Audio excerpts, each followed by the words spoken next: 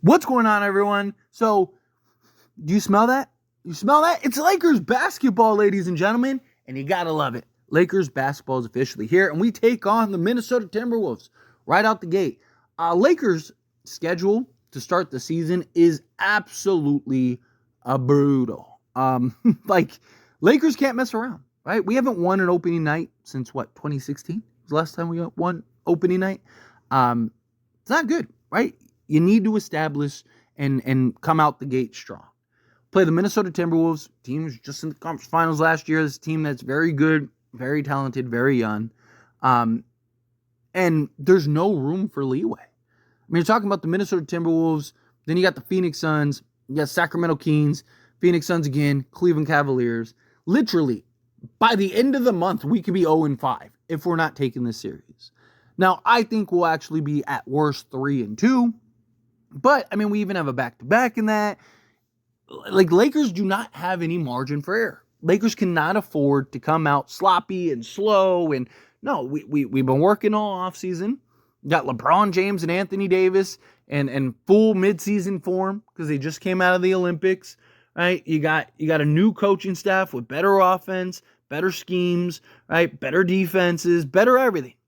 It's time to show it. It's time to prove it. I believe that the Lakers will handle business. I think the Lakers are going to win tonight. I think that the Lakers need to, want to, and must really send a message right out the gate. I think you need to get JJ Redick his first win right out the gate, kind of get all that done out of the way.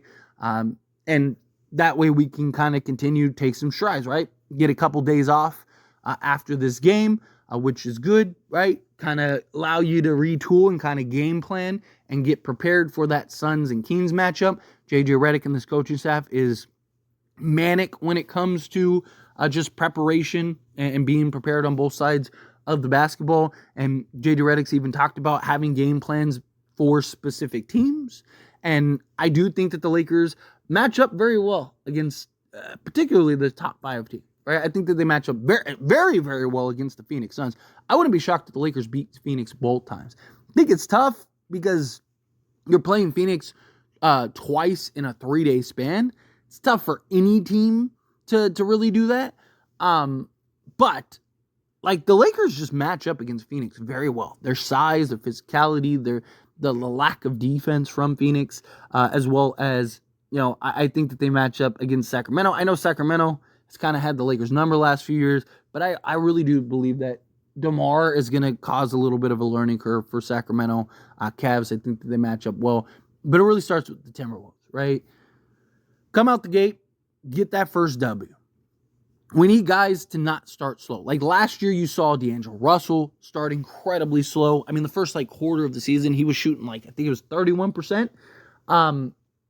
That's not good. We can't be having D'Lo doing that. D'Lo's got to come out strong right out the gate, ready to hit shots, ready to play the game of basketball. We can't afford him to be inconsistent, and we need him to show up, and particularly against his old team. Same thing with Austin Reeves. Right? Austin Reeves to start the season last year was shooting 25, 27%. He shot 28% in the playoffs. He's not shot very well so far through preseason.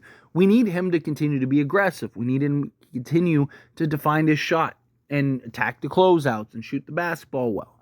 Right? We need our guys, Rui Hachimura, we need all these guys to be very good, is the point. We don't have the luxury of starting slow, especially in this Western Conference. We saw it last year. Right? We saw last year what happens.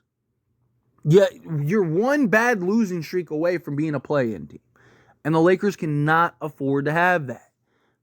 We can't go on, literally, not even, when we went on that losing streak, we lost 10 out of 13 games. And we still finished with 47 wins, and we were still a play-in team. Still a play-in team.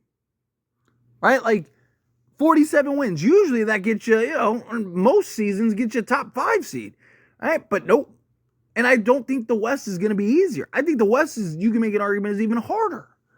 Now, there's going to be some teams that thought they were going to be good that aren't, and some teams that thought they were going to be bad that aren't. And no, hopefully the Lakers aren't one of those teams that think they're going to be good and aren't, right? Hopefully it's another team that's that. Because I think the Lakers are going to be very good this year.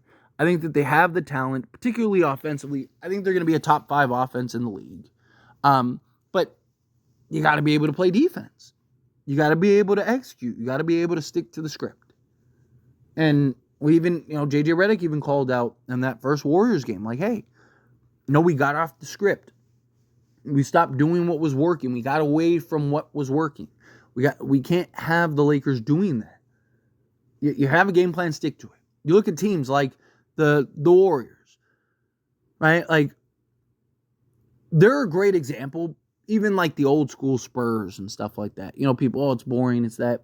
But it's because they never got off the script, right? Like, you look at the Warriors now, no matter what, whether they're terrible or they're great, they play the exact same way, and they never get off of it. It's why when Boston and the Warriors played in the finals a couple years ago, I thought that the Warriors were going to win that. Because at that time, the Boston Celtics love to get away from what works.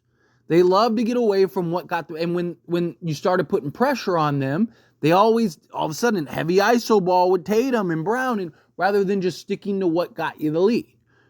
And the Lakers, I don't want to see be one of those teams. I want to see them be more the Warriors. That no matter what, right?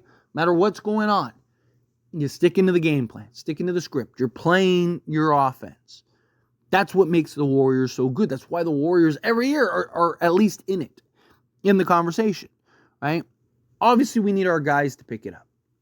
LeBron James and Anthony Davis are going to do LeBron James and Anthony Davis things. You don't have to worry about those two. Those two are always going to show up. Those two are always going to deliver. What does everyone else do for this team?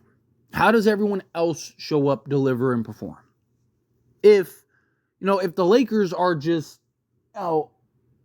inconsistent like they were last year and kind of all over the place, and it was like, they were tale of two halves and whatnot, then we're in trouble, right? But we need guys to pick it up. We need guys like Rui, D'Lo, and Austin Reeves in particular. Those three more than anybody, because those are the other three starters.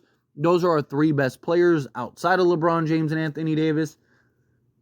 What can they do to lessen the burden for LeBron James and AD? LeBron and AD will take you there. Right? I mean, if they're good enough, they'll even take you to the promised land. But it comes down to those other three. Are they going to be dead weight? Or are they going to help lessen the burden of LeBron James and Anthony Davis having to carry them on their backs? Because LeBron and AD can get you there. I mean, they got them to the conference finals on basically one leg. Ran into Denver, right? And this season, ran into Denver.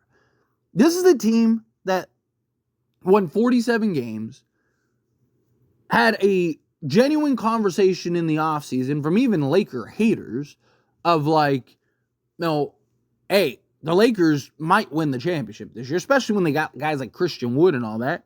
And then when they got to the playoffs, even when they were in the play-in, right, it was like, as long as they don't play Denver, they might be in the NBA Finals.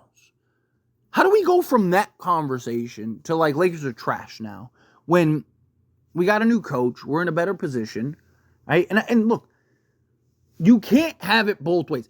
Either Darvin Ham was so bad that he impacted wins and losses for the Lakers, and if JJ Redick is even slightly better, then the Lakers are going to be are going to be better this year and be a top 5 seed at worst, or they're not, right? Like, either coaching matters or it doesn't. So if coaching doesn't matter, then why get rid of Darvin Ham? If coaching does matter, then that's why you get rid of Darvin Ham and you bring in JJ Redick and that coaching staff so you can actually win some more games, which I believe the Lakers will win more games. I believe the Lakers are going to win 52 games, around that area. 52 and 30 is what I think that they'll go. I think that's how they'll finish. I think they'll be at worst top 5 seed in the Western Conference. I wouldn't be shocked if they're I think that they'll be a top 5 offense. They were that with Darvin Ham when they introduced Rui Hachimura into the starting lineup, all of that. I think this Lakers team is going to be a very good team. I think they're going to be very tough to beat. But they got to make sure they're executing. They got to make sure that they're playing their game plan. We can't be forgetting and getting away from Lakers branded basketball. That's the idea, right? Like, JJ wants to establish and create a brand, a culture, right? Like, we are the Lakers. We play this type of way. No, we make sure that we are sticking to the game plan. We're building this culture out. Guys come in, anybody can fit in this culture, and we're going to win. Right? Like, you think of, again, Warriors and Heat and Spurs and these various teams that are known for their culture, known for their style of play, known for, like, hey, even if you beat us, you're going to have to work. You're going to have to beat us. You're not just walking in and this is going to be a cakewalk and you have to beat us. Bad nights happen, good nights happen. Obviously, again, all of it happens, but we need guys to deliver. We need guys to buy in, and we need guys to be consistent. We need D'Angelo Russell. We need Rui Hachimura. We need Austin Reeves. Can't have these guys having disappearing acts, which all three of them throughout several parts of the season had.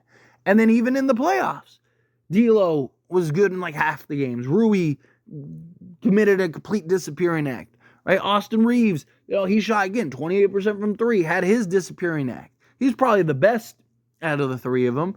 I mean, throughout the whole season, but even he was like not as aggressive as you'd like him to be in that series. Like, it's just, we can't afford that. We need our other guys to be good. And look, you saw it last year, right? Denver's guys show up, Lakers don't. Denver advances. Denver's guys don't show up, Timberwolves do. I mean, it was so bad, Mike Malone had to come out and defend guys. Had to defend Mike Malone. Or Michael Porter Jr., right? Like, so, again, their role guys show up, we lose. Timberwolves role guys show up, Denver loses. Dallas's role guys show up, Minnesota loses. Boston's role guys show up, Dallas's doesn't, Dallas loses. Comes down to everyone else.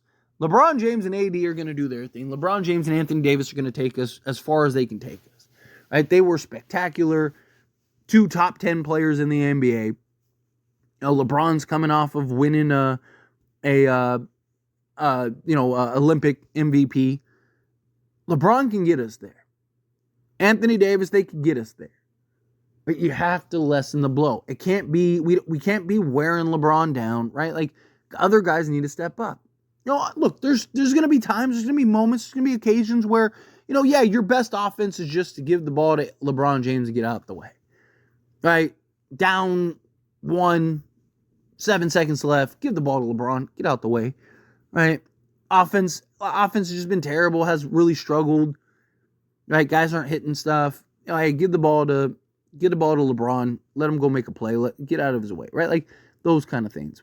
We'll see how it plays out. But I really do believe that the Lakers are going to be very good. I really do think that the Lakers are going to win this game tonight.